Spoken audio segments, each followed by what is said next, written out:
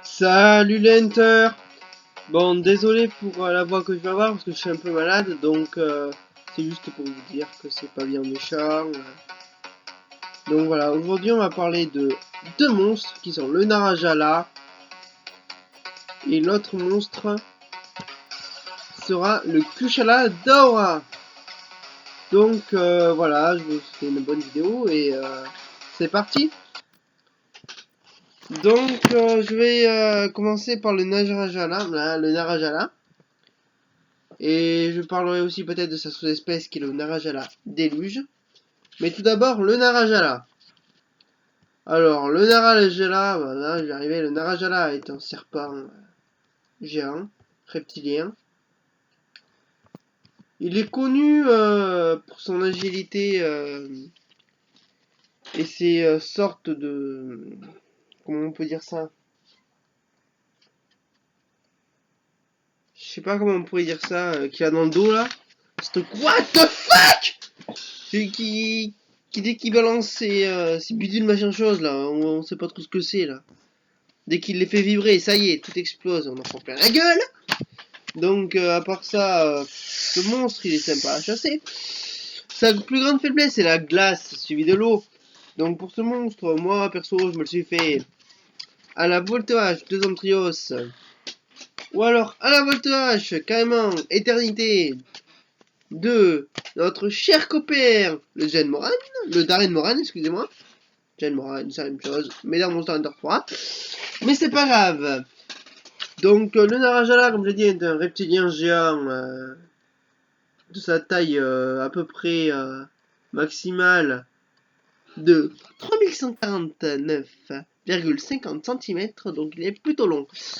Je me fous de votre gueule, c'est pas grave, son statut est la paralysie, et il pratique aussi l'étourdement, qui peut être plutôt pénible. Donc il va passer son temps à être hors de la terre, bon, ce qui est plutôt sympa. On le rencontre principalement dans la forêt primitive, et on le rencontre dans la première fois dans les quêtes 4 du village et au rang 2 de la guilde. Donc si vous avez la flemme de vous le faire avant d'y arriver dans les quêtes solo, faites-le à la guilde et vous aurez un équipement adéquat pour le Narajala et une arme adéquate également. Donc ce monstre, comme je l'ai dit, est un reptilien pour la énième fois. Il attaque souvent assez bizarrement, comme un serpent d'ailleurs, mais c'est pas bizarre du tout, je dis des conneries. Donc, merci. Donc, ce monstre est littéralement un serpent.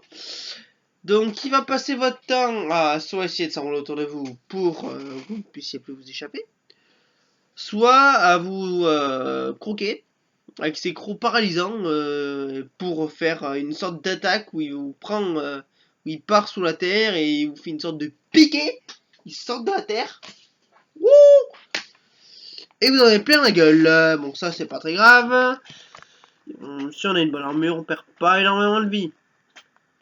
Donc après pour le dépeçage de ce monstre, on peut récolter des crocs, c'est pas mal. Donc alors, j'ai envie de faire un petit truc sympa au corps. Donc le dépeçage du corps, on peut le faire jusqu'à 3 fois.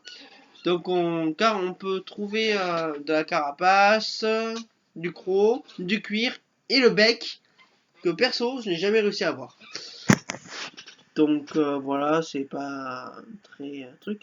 Et oui, il y a aussi en capture, un truc que je n'ai jamais réussi à avoir, c'est le sondeur Najarala. Et la moelle. Mais bon, après c'est pas très intéressant ça pour quelques armes où là effectivement c'est assez bip bip, assez short pour les avoir. Donc après ça donc voilà.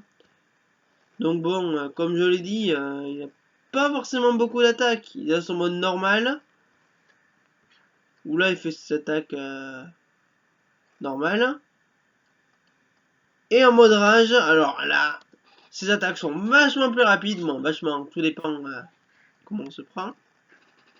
Il fout beaucoup de dégâts, il a aussi pas mal d'esquives. Avec sa queue.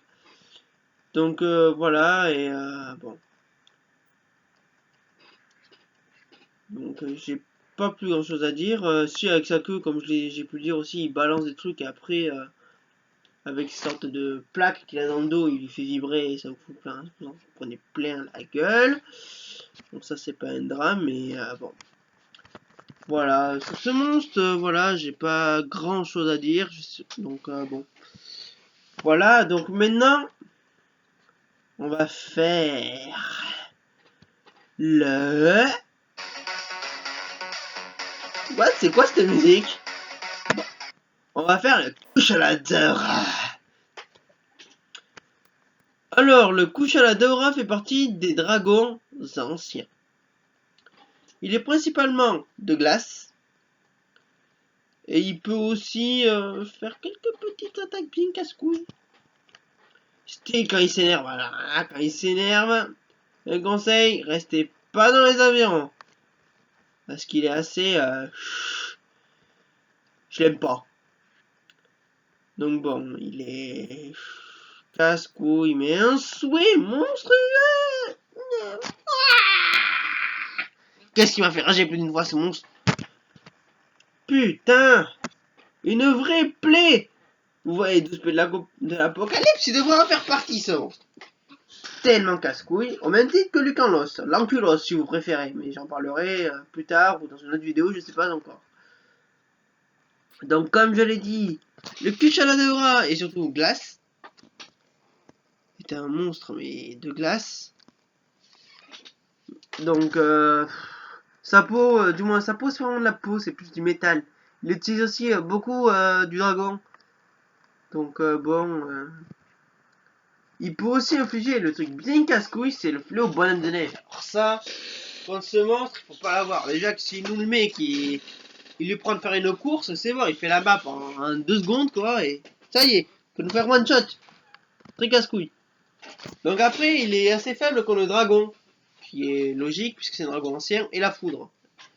Pourtant, ça aurait été un monstre d'eau, j'aurais compris, mais là, un monstre de glace, la foudre, quoique la glace, sachant qu'elle est constituée de pas mal d'eau, c'est de l'eau congelée. Donc, ça peut être bon. Donc, moi, perso, mon surnom, c'est Daura ou le casse-couille d'acier, mais bon, après, chacun peut donner le nom qu'il veut. Moi, perso, si vous voulez, j'ai envie de rire, donc, dans les commentaires, vous pouvez mettre ce que vous voulez, comme les noms les plus stupides que vous pourriez trouver, ou les noms les plus intelligents que vous pourriez trouver. Ça pourrait être sympa, ça pourrait être drôle. Donc voilà, ça pourrait être sympa. Donc après, voilà, c'est assez sympa de moi de le faire. Il faut juste pas être avoir une armure de merde et avoir une bonne arme, surtout une bonne arme. Dragon, je connais des potes qui l'ont fait. C'est quoi? L'épée commémorative, bon, c'est peut-être pas du grand luxe. Du moins, luxe. Je suis con. Ow! Non, sérieux, ils l'ont fait à... Je me suis trompé tout à l'heure, c'est pour ça que je me suis foutu une torgnole. J'en connais, ils l'ont fait avec l'orgueil des ténèbres et ses évolutions un peu zarbines. Et aussi, ils l'ont fait à la grande épée rouillée. Je sais pas si vous voyez ce que c'est. C'est une arme un peu zarbine. Désolé, il y a mon père qui vient de passer, donc c'est pas truc. Donc voilà, bon ben... Je vais finir sur une note que j'aime bien parler d'ailleurs. C'est la fameuse attaque du Kuchaladora. Je sens que cette attaque de merde a dû faire rager peu de hunters. C'est tout simplement ces grandes tornades qu'il fabrique. Et déjà, comme en normal, elles peuvent te mettre one shot tranquille. Alors, imaginez-vous quand elles se mettent noires. C'est l'enfer.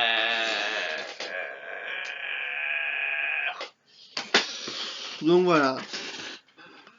Bon, sinon, truc qui pourrait consoler, c'est que moi j'aime bien quand il est bien fatigué, le temps de est dans la gueule, ça fait du bien. Ça stoppe un peu. Ça, on se fout un peu de sa gueule d'ailleurs, parce qu'il est comme un con quand il est dans son piège là. Donc là, comme ça, il est comme un con, et là, bam, bam. D'ailleurs, je suis même pas dans un piège. Je crois pas qu'on puisse faire aller dans un piège, celui-là. J'ai rien dit. Quand il est immobilisé, quand il est crevé là, il tombe, il se casse la gueule là, et... là, on peut lui castagner la tronche. Qu'est-ce que c'est drôle. Donc voilà. Bon, c'est sur cette petite note que va se finir ma vidéo, qui est d'ailleurs avec une voix complètement conne. Donc je vous dis ciao les hunters. Donc n'hésitez pas à mettre un maximum de pouces bleus pour que je puisse avoir et aussi de mettre des commentaires pour que je puisse m'améliorer. M'améliorer. Ciao les hunters.